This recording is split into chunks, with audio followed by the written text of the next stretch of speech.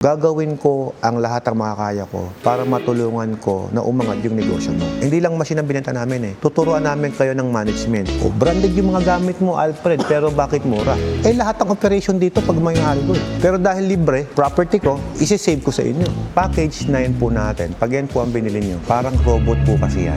Yun lang naman kasi yun eh. Ilang container po ba ang gusto nyong ibenta? Yung water station ko dito sa Alcala, alam niyo po kung ano yung pinakamalakas doon? No? Yung nasa bahay ko. Kasi package na yung nasa bahay ko. Pinakamalaki. Ang totoo niyan, sir, hindi ko naman siya sabing masarap ang tubig ko. Ang nagsasabi na masarap yan, yung mga bumibili sa akin. Eh, hindi po kami nagpo-forfeit ng reservation. Pera mo. Sa mga permit. Okay, sa permit, yung mga prior na pangailangan po, kami po muna ang gagawa. Alam mo, nakaka-stress po yung plano na walang gawa.